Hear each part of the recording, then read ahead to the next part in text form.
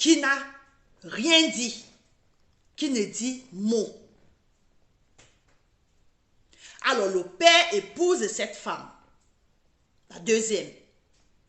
Et vous savez, dans la plupart des foyers polygamiques en Afrique, les différentes femmes, à l'époque, les différentes femmes cohabitaient généralement dans la même maison. D'accord? Cohabitaient généralement dans la même maison. C'est comme ça que la deuxième épouse de son père vient habiter là. Donc là où Bob Dafis était avec sa mère, ses frères et son père. Donc dans la maison familiale. D'accord? C'est comme ça qu'un jour, ça c'est juste pour amener le sujet, pour qu'on essaye un peu de comprendre, coucou berceuse Eda, qu'on essaye un peu de comprendre le pourquoi, du comment, et ainsi de suite. Parce que c'est ça qui fait la différence entre nous et les Moukala, par exemple. Nous, on est trop dans l'émotion. Quand un problème arrive, quand un problème survient, on se jette, on commence à chauffer, sans déjà connaître, faire un examen psychologique de la personne. Donc, son père décide de faire venir sa deuxième épouse dans la maison. C'est comme ça qu'un jour, pendant que le papa n'est pas là, le jeune garçon qui a dans les 13-14 ans évidemment, et sa mère décident d'arrêter la deuxième femme dans la maison et de la bastonner copieusement. Dans certaines familles, je tiens déjà à préciser, dans certaines familles de l'Ouest, moi je ne suis pas de l'Ouest, donc dans certaines familles de l'Ouest, il paraît que l'héritier d'un homme ou d'un monsieur viendra du premier fils de la seconde épouse. Coucou Roméo. Moi, je ne suis pas de l'Ouest. D'après les informations que nous avons, la deuxième femme que ce monsieur a épousée, s'il arrivait qu'elle tombait enceinte et que le premier enfant était un garçon, c'est ce garçon-là qui allait hériter de son père,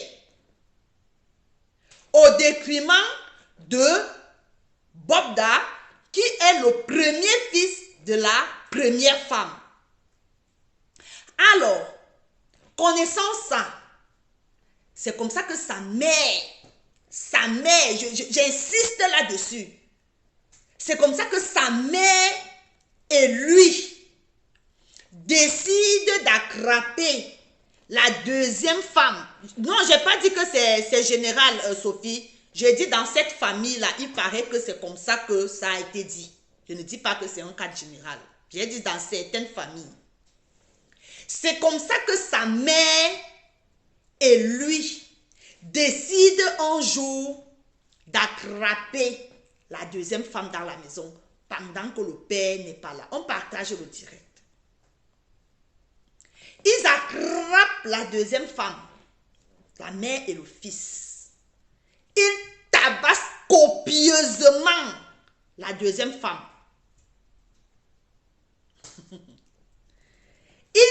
La mère et le fils ont tapé copieusement la deuxième femme, qui, je précise, était enceinte de 6 ou 7 mois. Qui était enceinte de 6 ou 7 mois. Quelque chose comme ça. Jusqu'à ce que, devant sa mère, le garçon monte sur le ventre de la coépouse de sa mère. Il tchouk comme ça là avec ses pieds. Ils ont tapé la dame. Jusqu'à ce que la dame qui était enceinte a perdu l'enfant qui était un garçon.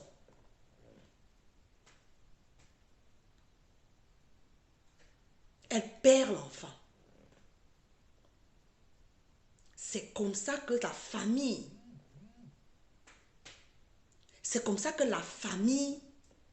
interpelle le monsieur, le père, Afrique Construction. La famille dit que non, tu ne peux pas continuer de laisser ta deuxième femme dans cette maison. Sinon, la dame là et son fils vont finir par tuer ta femme. Le mieux est que tu l'enlèves de là. Le mieux est que tu l'enlèves de là. C'est comme ça que le monsieur prend la décision d'envoyer sa deuxième épouse en Europe. Elle est en France. Alors je vous parle, elle est en France. À un moment donné, le monsieur Afrique Construction décide d'envoyer ses enfants faire les études en Europe. Bobda est parmi, Bobda fils, est parmi les enfants qu'on envoie en Europe faire les études. En Allemagne, Bobda est allé faire les études en Angleterre. Pas en Allemagne, mais en Angleterre. Il est parti faire les études en Angleterre. Étant en Angleterre là-bas, s'il vous plaît, on partage le direct. Partageons le direct au maximum. On partage parce que c'est ça son histoire. L'histoire, parce que là où on est là, ça va dans tous les sens. Ça va dans tous les sens. On oublie même nos véritables points. Qui est Bobda? C'est Bobda qui nous intéresse dans cette histoire. C'est Bobda qui nous intéresse. Donc on ne veut pas la distraction. On ne veut pas la distraction là où on est déjà en train de nous emmener ailleurs. Qui est Bobda? C'est lui qui nous intéresse. C'est lui qui nous intéresse. Donc c'est comme ça que Bobda arrive en Angleterre faire les études. Quand il arrive en Angleterre, il entre dans la vie des enfants de Bobo en Beng. Il entre dans la vie des enfants des Bobo en Beng. Je vous passe des détails. Vous savez comment les enfants là se comportent quand ils arrivent en Europe. C'est comme ça qu'il fait la rencontre d'une jeune fille des îles en Angleterre. Il fait la rencontre d'une jeune fille des îles. Il se met à sortir avec elle. C'est comme ça qu'un jour, il surdose la fille. Il surdose la fille. Et la fille vint à die. La fille die.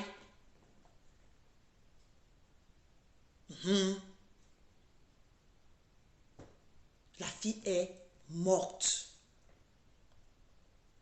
à cause du surdosage que Bobda lui avait donné. Pendant qu'on est en train de faire les enquêtes, vous savez comment ça se passe. On ne va pas directement te prendre, on t'enferme, non. Pendant que les enquêtes sont en train d'être faites, d'être menées et tout, sa famille, vous savez comment ça se passe.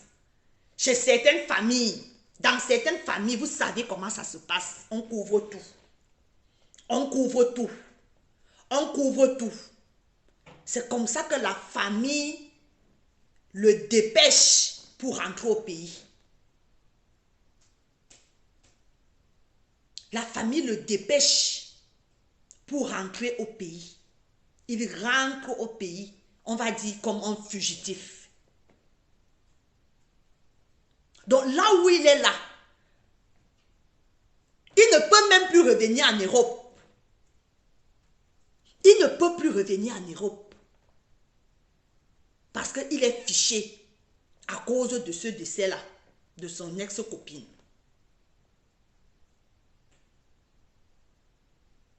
Bonsoir Christian de Monaco, ma personne personnelle, j'espère que tu vas bien. Je te claque le bisou depuis ta position. On partage le direct s'il vous plaît. C'est comme ça qu'il arrive au Cameroun. Il continue sa vie d'enfant de Bobo. Il continue sa vie. C'est comme ça qu'un jour, il coince son père dans le bureau. Il coince son père dans le bureau avec le col.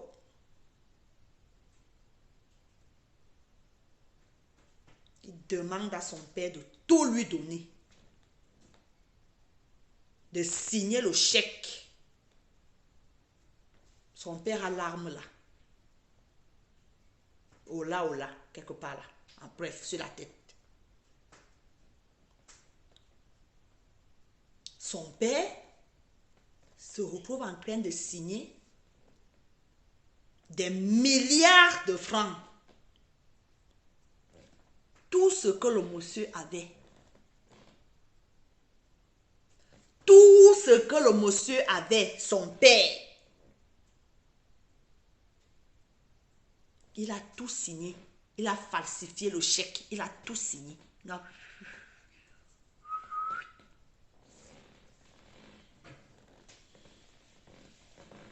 On partage.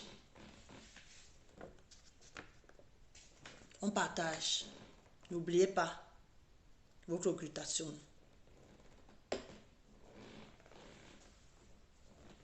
Qu'est-ce que sa mère faisait? Sa mère couvrait tout.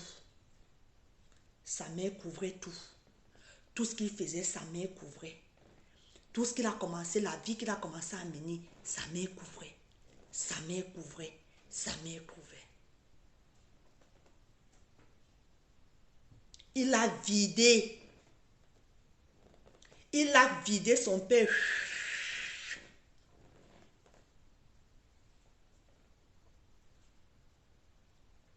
Son père a eu l'AVC. Son père a eu l'AVC. La maison de Bonapriso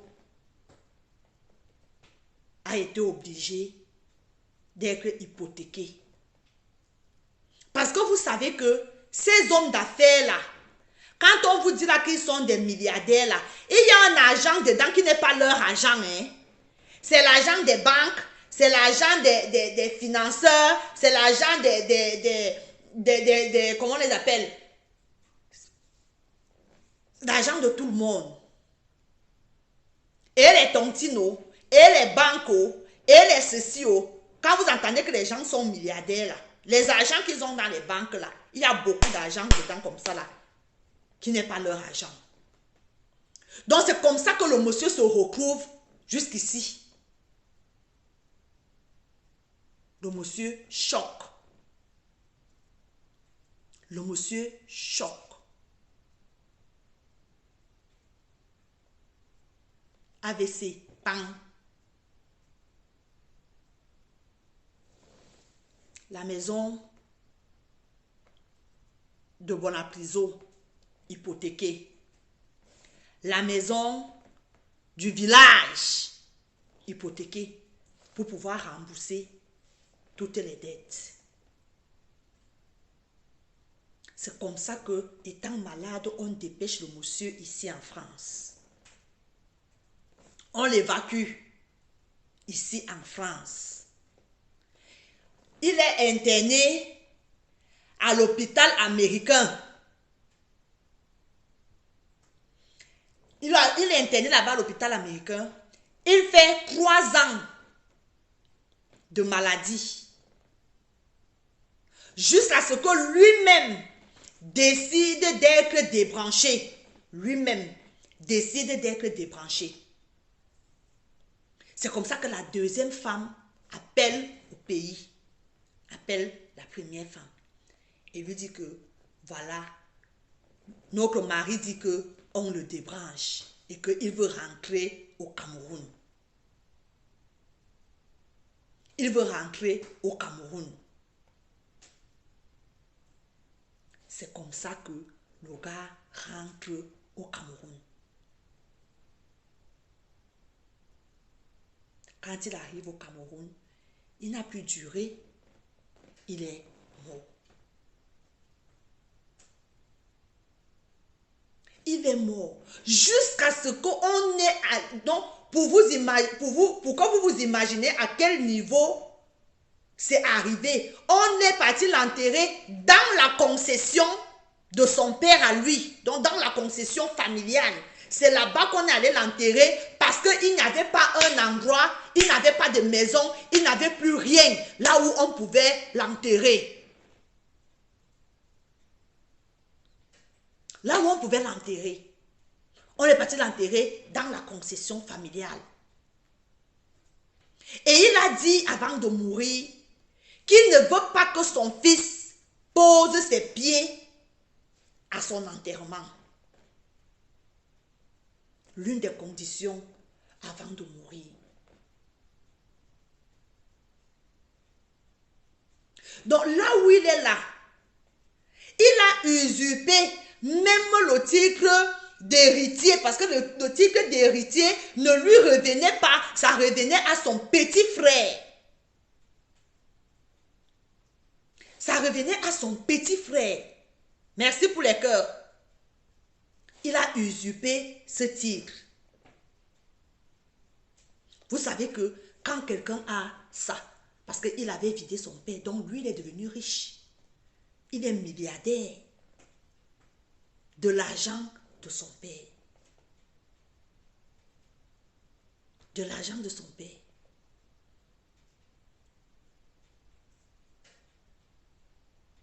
Qui va alors venir parler? Bisous, chocolat André, je te craque le bisou. Qui va donc venir parler? Quel membre de la famille? Eux tous, ils savent ce qui se passe.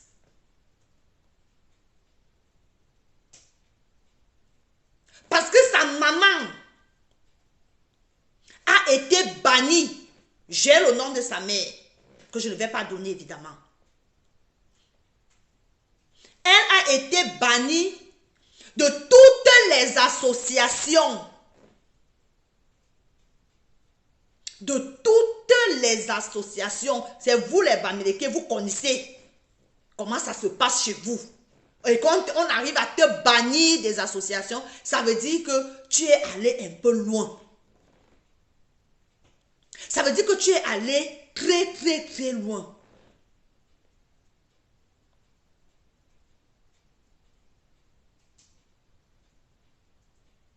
Sa mère a tout couvert.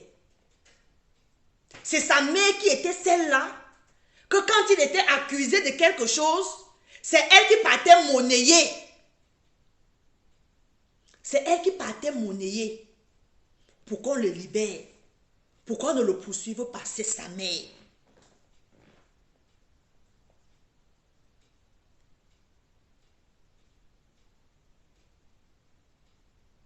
À l'heure où je vous parle, sa mère est dans un état critique.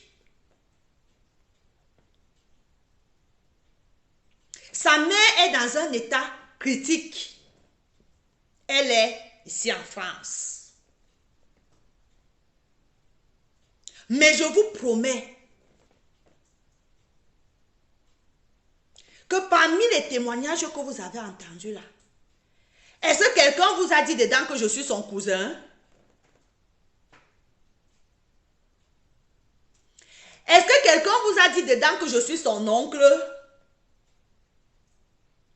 Est-ce que quelqu'un vous a dit dedans que je suis son neveu ou sa nièce?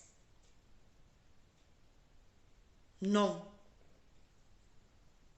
Pourquoi? Parce que dans certaines familles, on protège.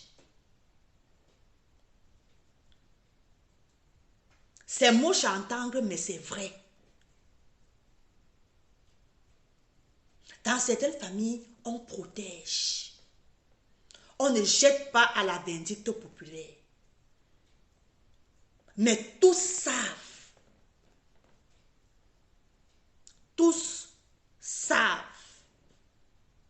ce qu'il en est. Mais personne ne sortira. Personne. Il a d'abord sémé la terreur dans la famille. Il a sémé la terreur. Personne ne viendra témoigner.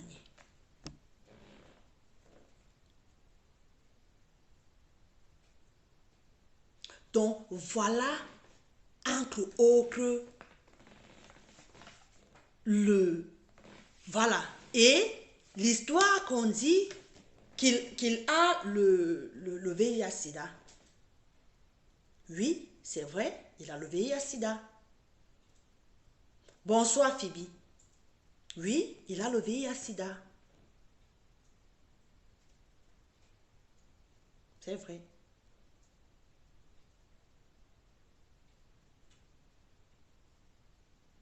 Donc,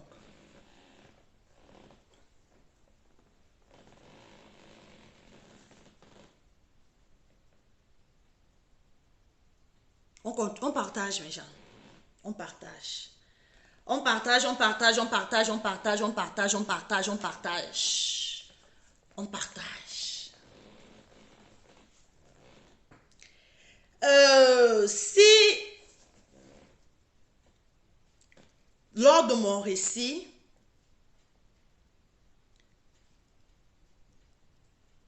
si j'ai insisté sur la mère, j'ai insisté sur la mère, c'est pour plusieurs raisons. La première raison, c'est que généralement, coucou mon petit frère Joseph Samé, je te claque le bisou depuis ta position. Généralement, les mamans sont celles-là qui éduquent.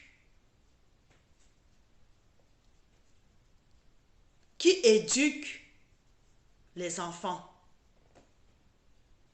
Les mamans sont celles-là qui éduquent. Parce que le papa, généralement, il n'est pas là. Généralement, il n'est pas là. D'accord? Le papa. Donc, c'est la maman qui éduque les enfants. Donc, dans une certaine mesure, si l'éducation d'un enfant a raté, la maman est à 90% responsable de l'éducation de son enfant. Si l'enfant tourne mal, la maman est à 90% responsable.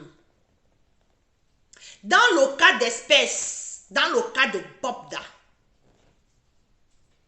la maman de Bobda,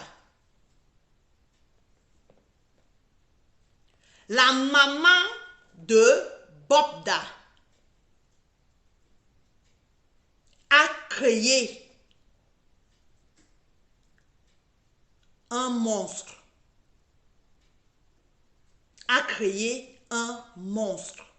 La maman de Bobda. Peut-être, elle ne savait pas que ça allait en arriver là. Mais elle a participé à 90% de tout ce qui est en train d'arriver là aujourd'hui. La maman a couvert tout ce que son fils a fait. Elle a toujours couvert.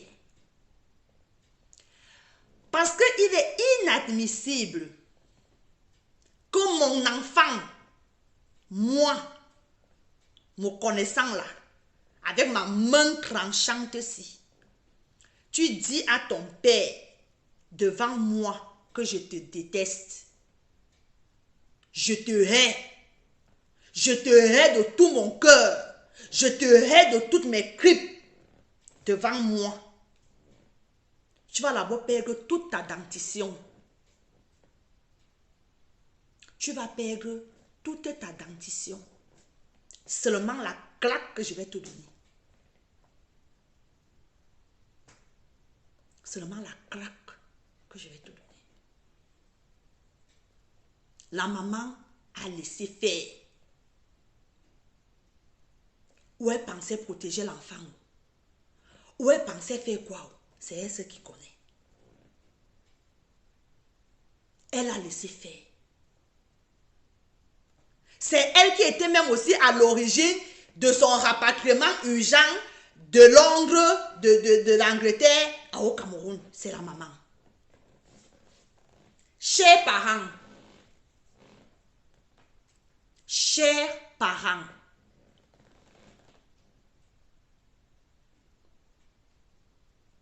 oui, Bobda est un prédateur.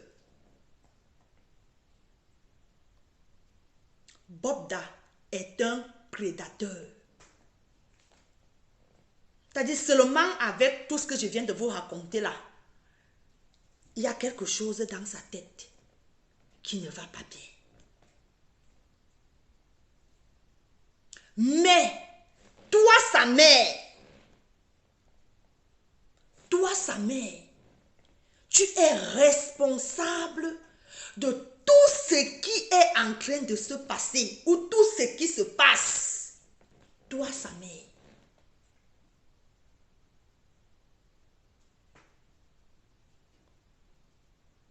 Et quand j'insiste sur la maman de Bobda, j'insiste et je tire l'attention sur nous autres mamans.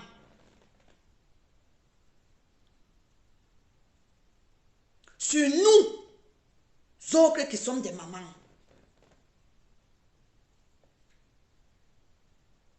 Ce sont nos enfants actuels qui ont pris le dessus sur nous. Ce sont nos enfants qui sont devenus des responsables dans nos maisons.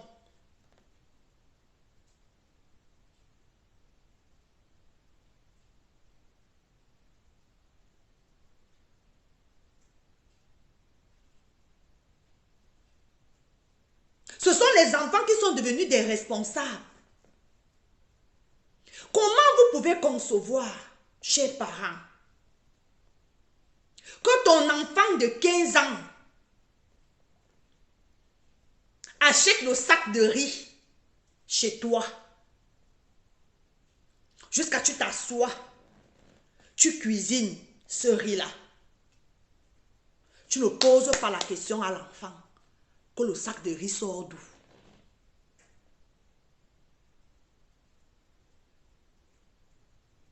Comment tu peux concevoir que ton enfant de 18 ans a le iPhone dernier cri qui coûte 1 million?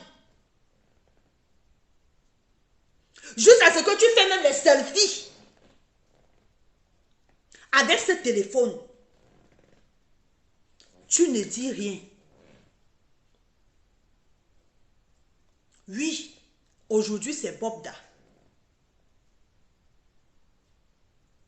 Aujourd'hui c'est Bobda. Mais il y a beaucoup d'autres Bobda là dehors. Et qui sont même actuellement en train de sévir. Pendant qu'on est concentré sur Bobda. Pendant qu'on est concentré sur les influenceurs et les influenceuses, on nous détourne du sujet. Je ne dédouane personne. Hein. Je ne suis en train de dédouaner personne.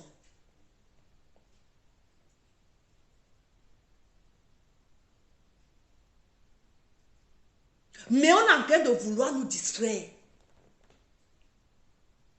Vous, nous, les parents, nous avons fui nos responsabilités vis-à-vis de nos enfants. avons fui nos responsabilités à cause de la famine. On a faim. Toi-même, tu vas à la boutique.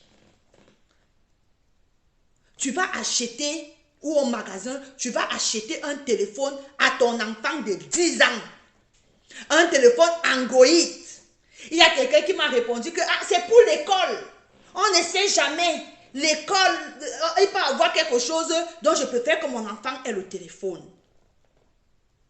Un enfant de 10 ans, 11 ans, a un téléphone Android que toi, le parent, tu es allé acheter.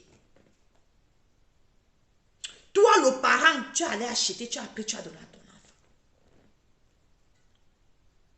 Tu penses que Bobda, c'est seulement dans la rue? Tu penses que Bobda, c'est seulement à la sortie de l'école? Ou quand tu envoies ton enfant au marché? Ou quand tu envoies ton enfant à la boutique? Non.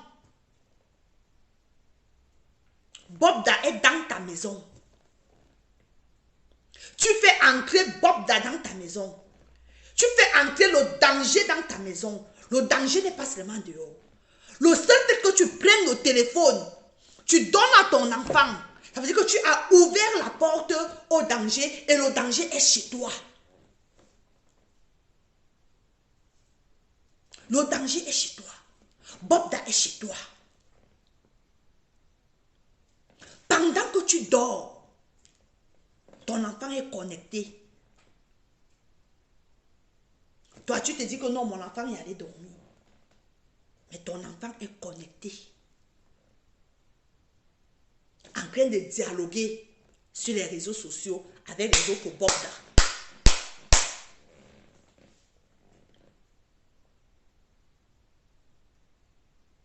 Cette histoire-ci, oui, Bobda est prédateur.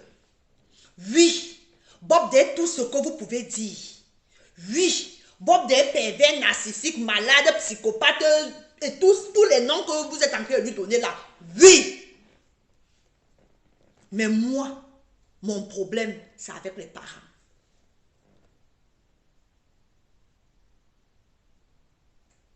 Mon problème, c'est avec les parents.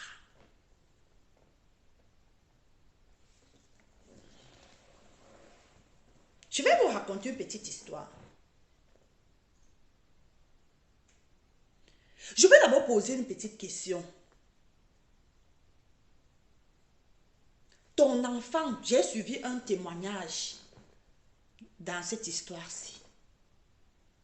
Un enfant de 15 ans va faire un casting. Je suis tombée des nues. Un enfant de 15 ans va faire un casting. Parce que quand on dit casting, on dit boulot.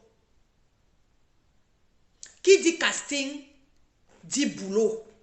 Donc tu laisses ton enfant sortir de chez toi pour aller chercher le travail. Pour aller chercher le travail. Un enfant de 15 ans. Quand tu ne fais pas la sorcellerie, que tu fais quoi? Chers parents, chère maman, chère mère, tu ne fais pas la sorcellerie, que tu fais quoi?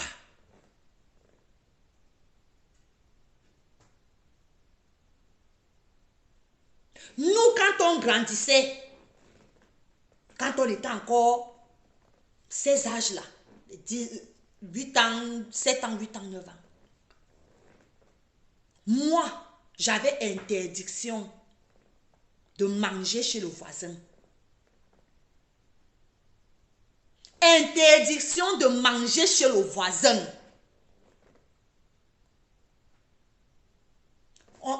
Ma mère me dit, quand tu pars te balader là, dès qu'on va servir la nourriture, tu vois déjà qu'on enlève déjà la marmite au feu, sors, rentre.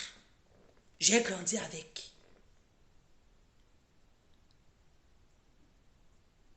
J'ai grandi avec. Moi, mes parents m'avaient dit que Tu ne parles pas à un inconnu en route. Interdiction de parler à un inconnu en route. J'ai grandi avec. Mais nous, les parents d'aujourd'hui, tout le monde est devenu tonton qu'on présente aux enfants. Même quelqu'un que tu as connu hier, il est devenu tonton. Tonton, vous êtes parenté? Non. Tu l'as connu où? Peut-être sur les réseaux sociaux. Tu viens à la maison avec. Tu présentes que tonton. Tu ne connais pas la mentalité de la personne. Tu as tes enfants dans la maison. Tu viens avec quelqu'un dans la maison où tes enfants dorment. Tu dis que tu présentes, c'est tonton X, c'est tonton Y. Tonton. Tout le monde est devenu tonton. Tout le monde est devenu tantine. Tout le monde est devenu tonton. Tonton, tonton tel, tonton X, tonton Y. Vous les parents. Vous les parents.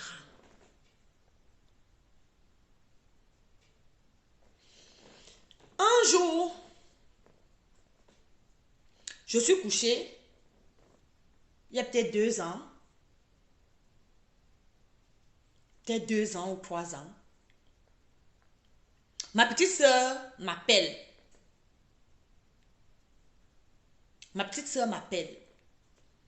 Elle me dit, Mich, tu as parlé avec Yvan. Yvan, c'est mon premier fils. Il se prénomme Yvan. Tu as parlé avec Yvan ces jours-ci? Je lui dis, non, je n'ai pas parlé avec Yvan. Tu sais comment Yvan est, non? On peut même faire un mois, on ne se parle pas parce que mon fils, il est tellement timide. Il est trop timide. Pour qu'il avance même une phrase comme ça là, tu vas taper son ventre fatigué. Il est seulement dans oui, non, il est dans ça. Je dis à ma petite soeur que non, je n'ai pas parlé avec lui, tu connais comment Yvan est. Elle me dit que parle avec lui. Je lui dis, je parle avec lui. Si tu as quelque chose à me dire, dis-moi. Elle me dit, Yvan est venu me voir. Son professeur, bon, pas son professeur, un des professeurs de son établissement lui fait les avances. J'ai dit, professeur, elle a quel âge? Donc moi, je commence à poser la question, elle a quel âge? Parce qu'à cette époque-là, mon fils avait, je ne sais pas, 17, 18, peut-être 19 ans. Alors quand j'attends professeur, c'est fortement une dame de plus de 30 ans. Elle me dit non, mais tu parles de dame comment? Est-ce que moi je t'ai dit que c'est une dame? Je dis mais c'est pas une dame. Tu m'as dit professeur. Ma petite soeur me dit non, c'est un homme. Je dis quoi? Je lui dis quoi? Comment ça un homme? Elle me dit oui.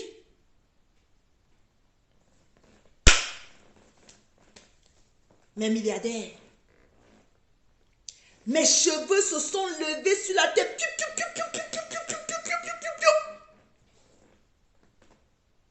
Je dis à ma petite soeur comment ça?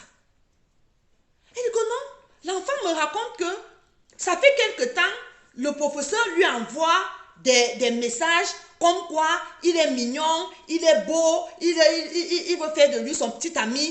Vous savez quand un homme drague une femme, quand un homme drague une femme, je dis non mais c'est pas possible. L'enfant de qui? Mon enfant. Je dis à ma petite soeur que c'est pas possible. Elle me dit appelle-le. C'est comme ça que j'appelle mon fils. C'est comme ça que j'appelle mon fils. Je lui dis que raconte-moi. C'est ton professeur, il te donne quelle matière? Il me dit non maman, il ne me donne pas cours. Il donne cours dans une autre classe. Je dis que mais il ne te donne pas cours et comment? Il dit que non, il m'a vu, il me voit souvent à la cour de récréation et patati et patata, l'enfant se met à m'expliquer. Je lui dis que bon, est-ce que tu as encore les messages qu'il t'a envoyés? Il me dit, malheureusement maman, je n'ai plus. Parce que ça m'a tellement énervé. Je l'ai bloqué. J'ai effacé tous les messages. Je dis que tu es vraiment un enfant. Parce que là, même s'il faille qu'on parte là-bas, je ne veux pas donner le nom de l'établissement ici. À Douala. Je ne veux pas donner le nom de l'établissement ici. Parce que mes petites sœurs avaient déjà attaché les cabas autour des reins pour aller faire le sagat là-bas. Mais on ne pouvait plus partir parce qu'il n'y avait plus de messages. L'enfant avait déjà effacé les messages. C'est ce qui nous a refroidis. Si je vous raconte cette histoire aujourd'hui, c'est pour vous dire que l'éducation des parents envers les enfants est très importante.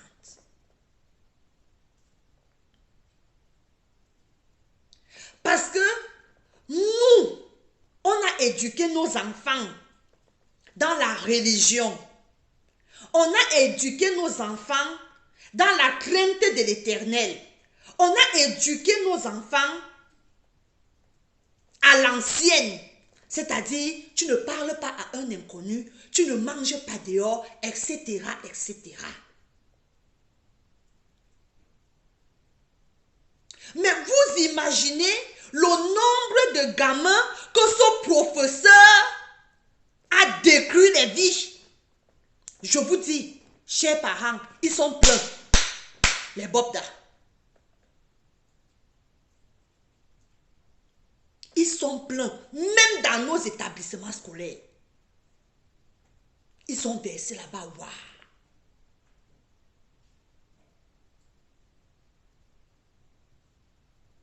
Vous venez vous asseoir maintenant derrière l'histoire de Bobda pour dire que Bobda A, il pervertit la jeunesse, il fait ceci, il nous a détruit les enfants. Vous-même là, vos enfants font quoi dans les castings? Vos enfants font quoi dans les boîtes de nuit? Vos enfants font quoi à la maison H? Un enfant de 17 ans, tu as quel argent pour aller t'asseoir à la maison H? Tu as quel argent pour aller t'asseoir au restaurant Le Bouquet? Tu as quel argent?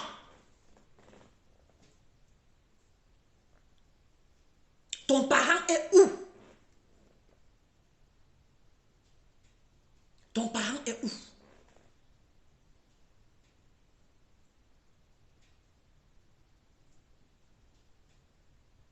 Qu'est-ce que nous on fait? On est où? Pendant que nos enfants sont dehors.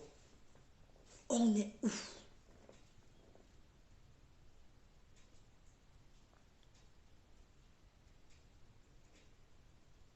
Pendant que le parent dort, c'est l'enfant qui vient sonner. C'est l'enfant qui vient toquer. La maman se lève pour aller ouvrir la porte.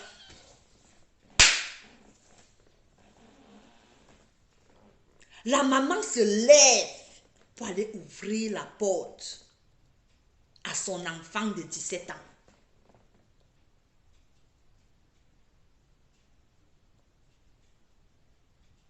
Maintenant, le débat s'est retourné maintenant. Comme d'habitude, nous sommes en train de fuir nos responsabilités.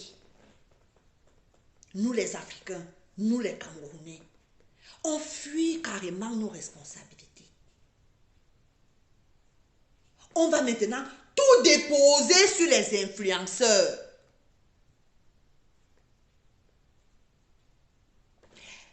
Est-ce que ce sont les influenceurs qui doivent venir éduquer nos enfants? Point d'interrogation. Les gens qui sont en train de témoigner là, j'étais avec NK. NK m'a payé ceci. NK m'a payé cela. Tu te trouvais où à ce moment-là? Est-ce que tu étais chez toi?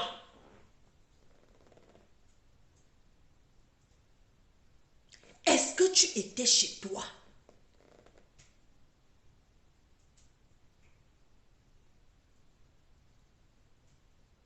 Tu n'étais pas chez toi. Je dis, le port du cerveau est obligatoire. Ne soyons pas des moutons de Panurge. Oui, Bobda est tout ce que je viens de raconter là. Tout ce que je viens de raconter. Je vais le surnommer le cancer. Bobda est un cancer. Qu'est-ce que nous devons faire? Qu'est-ce que nous devons faire? Sensibiliser nos enfants. Éduquer nos enfants. Pour ne pas être la maman de Bobda. Parce que nous sommes beaucoup de mamans des Bobda. Nous sommes beaucoup de mamans de Bob là dehors là. Bonsoir ma fille chérie, j'espère que tu vas bien. Ça fait un moment, je te claque le bisou depuis ta position. Merci pour les cœurs. On partage le direct ma fille. Nous sommes beaucoup de mamans de Bobda.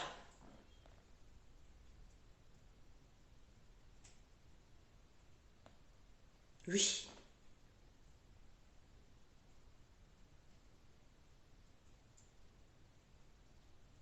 On a laissé la responsabilité aux influenceurs et aux influenceuses et aux blogueurs et aux blogueuses de faire notre boulot. On leur a laissé cette responsabilité. Nous-mêmes, on n'en a plus rien à foutre de l'éducation de nos enfants. On n'en a plus rien à foutre.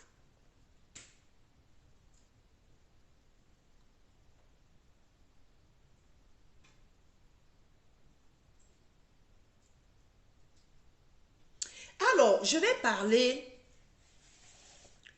du lanceur d'alerte. Je ne peux ne pas parler de lui parce que c'est lui qui vient mettre au grand jour Bobda. C'est lui qui vient mettre Bobda au grand jour.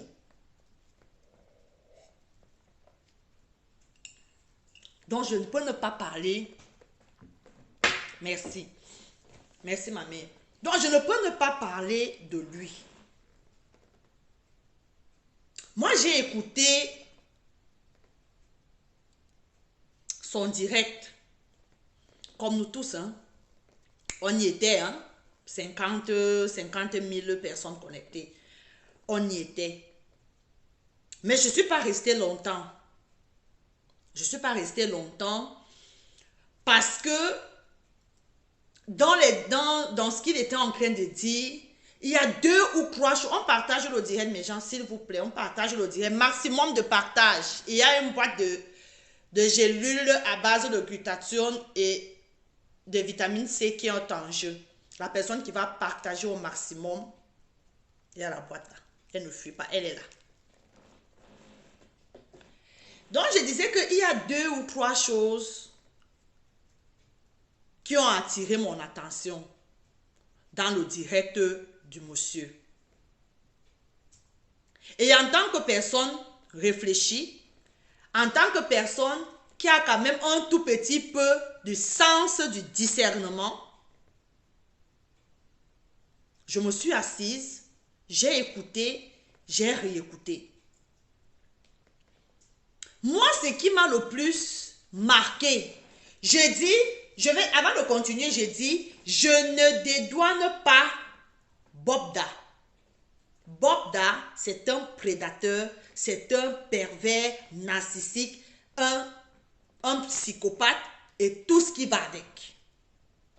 et tout ce qui va avec. C'est-à-dire, il a commis des horreurs que vous n'êtes même pas capable d'imaginer.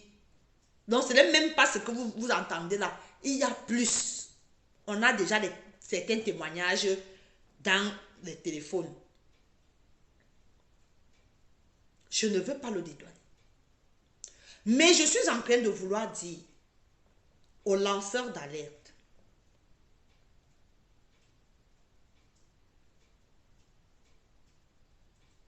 j'ai suivi ton direct et j'ai remarqué une ou deux choses. La première des choses que j'ai remarqué, c'est ton faciès que j'ai essayé d'analyser.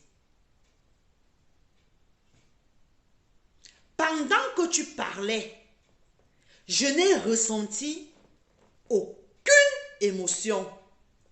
Tu n'as laissé transmettre aucune émotion.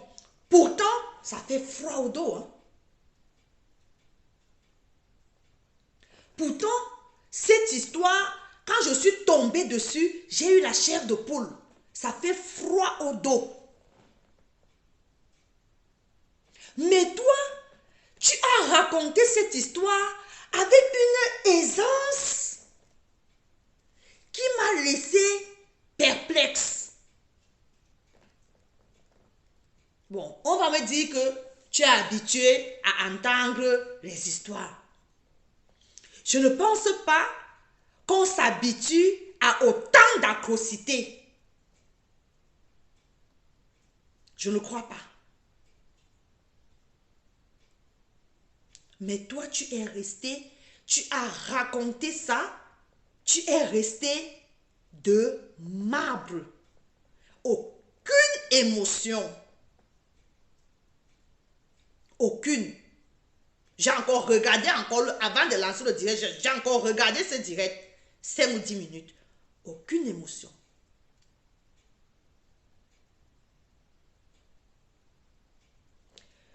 Bobda a fait des choses. Il a peut-être fait à 10. Il a peut-être fait à 15. Il a peut-être fait à 20. Mais je pense que tu as ajouté ta part de piment.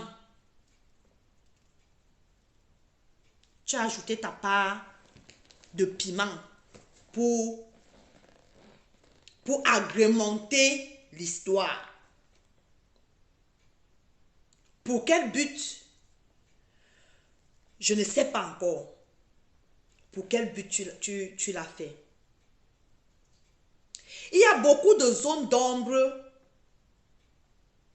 dans ce que tu as dit et dans les dires de tes témoins. Je me pose une question. On nous a dit hier, aujourd'hui ou hier, qu'il y a un collectif et que certaines victimes ont décidé d'aller porter plainte. Pourquoi maintenant? Je me pose la question. Pourquoi c'est maintenant qu'elles décident d'aller porter plainte? Pourquoi elles ne l'ont pas fait avant? Je ne sais pas qui peut me répondre à cette question-là dans les commentaires, si c'est possible, parce que nous sommes en train d'interagir, hein? Nous interagissons, donc si je ne comprends pas quelque chose et que quelqu'un a compris, vous pouvez m'aider dans la compréhension, parce que moi, je n'ai pas compris. Je n'ai pas compris comment subitement, depuis qu'on commence à en parler, c'est là où les victimes décident d'aller porter plainte. Alors qu'on nous a dit depuis le début de cette histoire que le monsieur serait intouchable. Le monsieur serait intouchable. On ne peut rien lui faire. C'est pour ça qu'elles n'ont pas porté plainte depuis. Mais pourquoi maintenant? Pourquoi maintenant?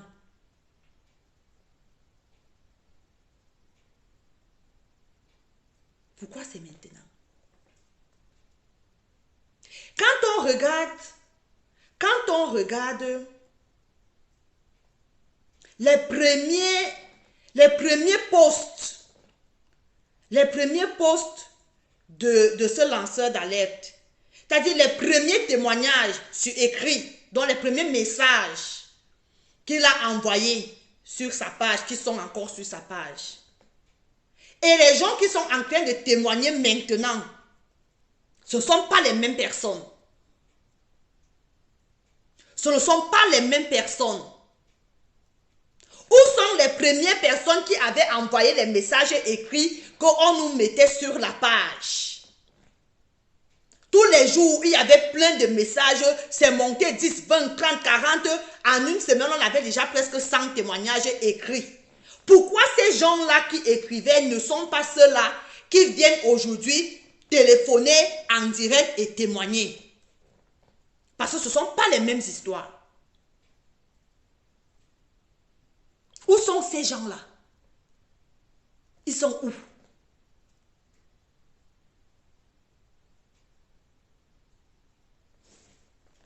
Ça, c'est une autre question. L'autre question, ou alors, autre chose que j'ai remarqué dans le direct, c'est que tous ces gens qui témoignent disent toujours que il m'a dragué dans la rue et je suis parti. Ça revient à ce que je disais tout à l'heure.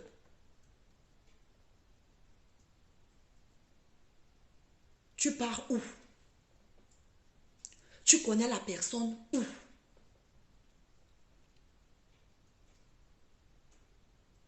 Tu connais la personne où? Et vous finissez toujours vos témoignages en disant que il m'a donné l'argent. Il m'a donné l'argent. Est-ce qu'un violeur donne l'argent?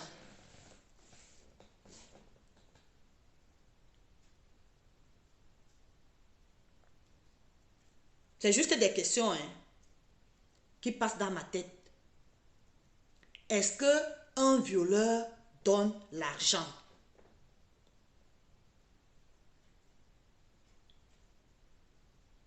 Pourquoi vouloir se mettre en danger? Parce que le monsieur en question a déjà une réputation à Douala. Parce que moi, je connais quelqu'un, la personne n'est plus à Douala, la personne était à Douala, la personne vit maintenant à l'est du Cameroun. J'ai posé la question à cette personne, est-ce que tu connais le monsieur Bobda dont il s'agit? Puisque tu étais à Douala et tu aimais bien aller à tel endroit.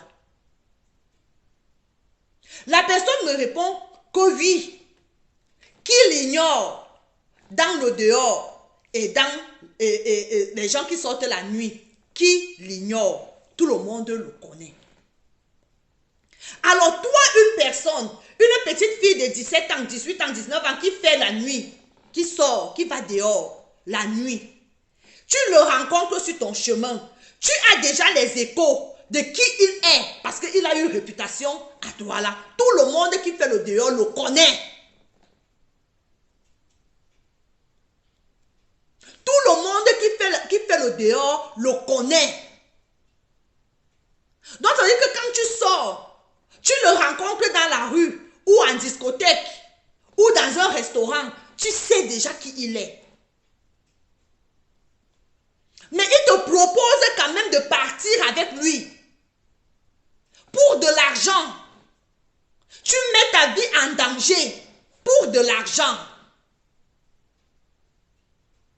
Je dis, je ne le dédouane pas. Je suis juste en train d'attirer l'attention de mes petites sœurs et mes petits frères qui ont choisi la vie du dehors. qui ont choisi la vie du dehors.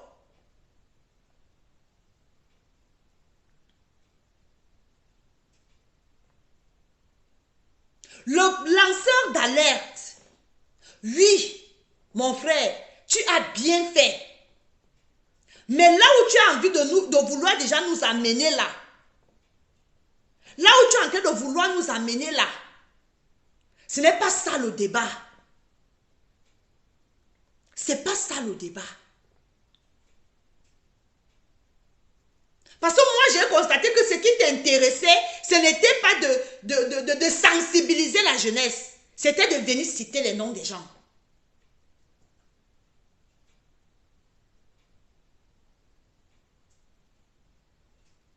C'était de venir citer les noms des gens. Parce qu'à aucun moment, je n'ai suivi la sensibilisation dans ton direct. Oui, tu as dénoncé. Mais tu aurais pu finir par la sensibilisation. Parce que c'est ça qui est le plus important dans tout ça. Parce que oui, il va finir par être arrêté avec tout ce que je suis en train de voir là. Mais pendant que toi, tu es en train de faire le direct, il y a un autre Bobda ou d'autres Bobda qui sont en train de sévir. Il y a d'autres Bobda qui sont en train de sévir.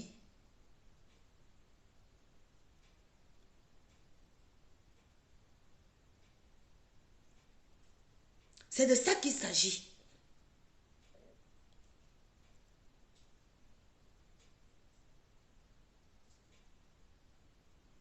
Pourquoi vouloir se mettre en danger pour de l'argent, chère petite sœur, cher petit frère?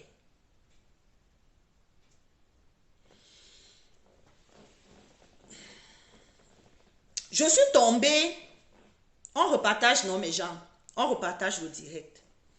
On doit se poser les bonnes questions. Si au moins